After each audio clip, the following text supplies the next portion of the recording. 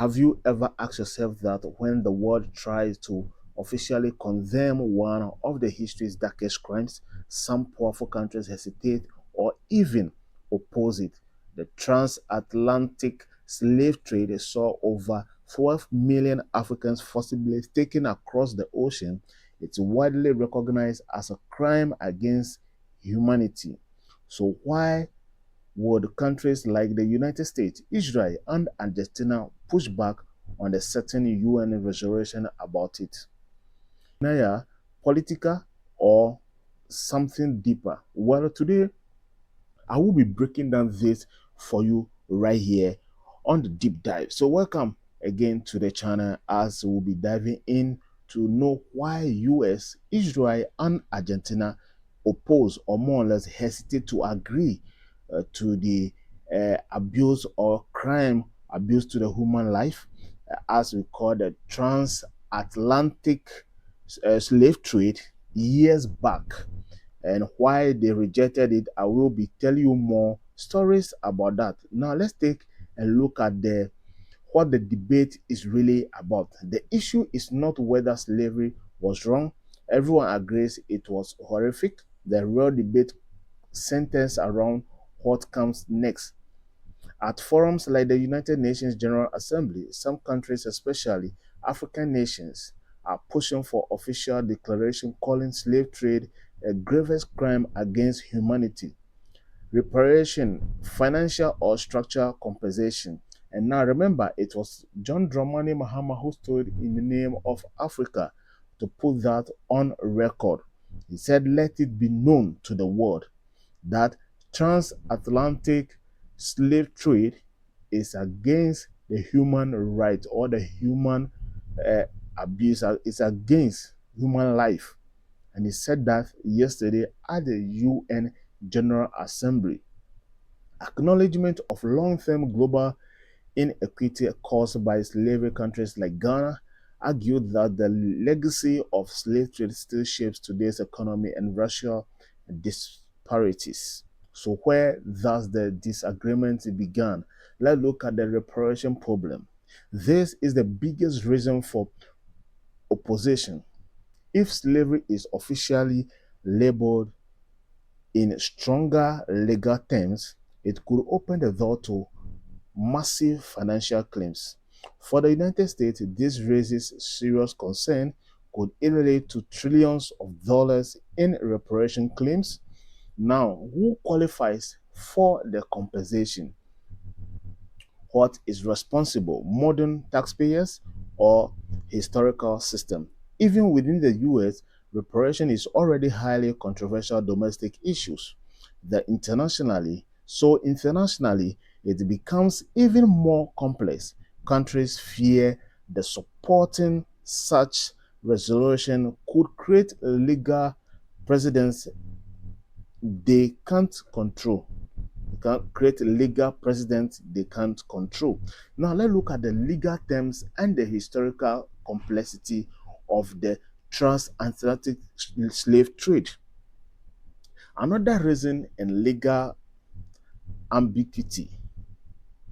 Ambiguity takes Argentina for example. It was not a major driver of the transatlantic slave trade. Its leadership, its leadership argues that modern states could not be held legally accountable for actions centuries ago. Similarly, some governments argue today's international law didn't exist during slavery, applying modern legal standards retroactively in controversial. Retroactively is controversial.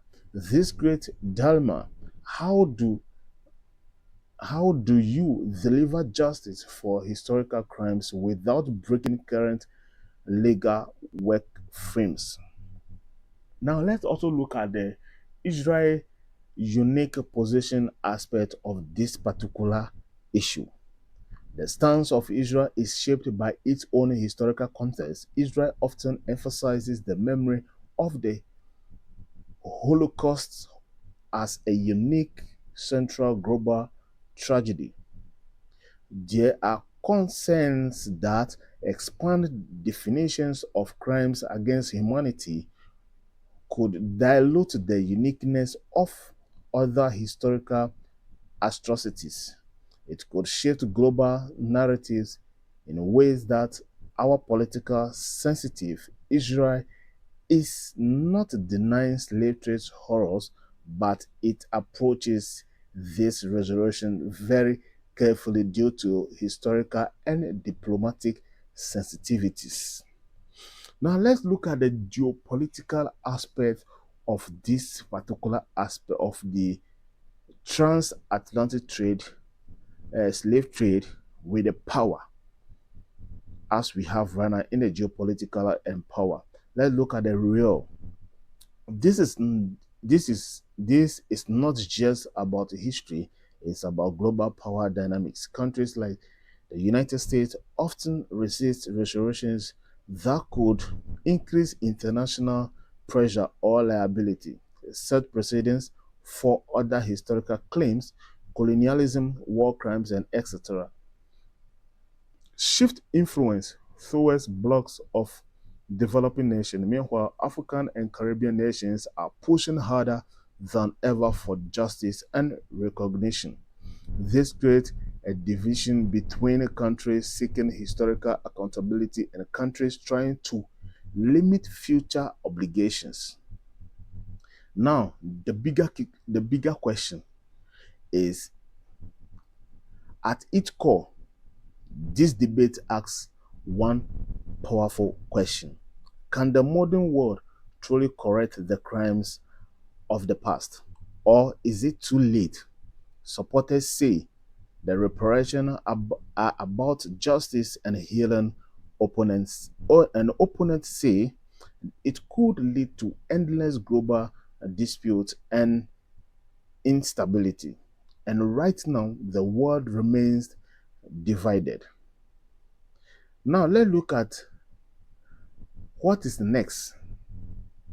Also, next, when you hear about this, you hear about countries opposing restoration on slave trade under this, it means there is always a denial history. It's about money, law, power, and the fear of what comes next.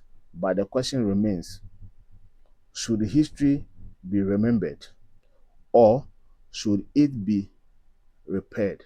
Well, let me know in the comment section, and please do well to subscribe to the channel if you come across this video. If you like what we are doing, please do well to subscribe to the channel, put the notification on all, and also make sure uh, you share the links as well for others to also get in touch with the little histories of what we also know from our end. Anytime we release a new video, you will be able to get access to the latest updates in histories and political aspects. So yeah, I say bye bye to you guys right here on the deep dive, the streetwise politics.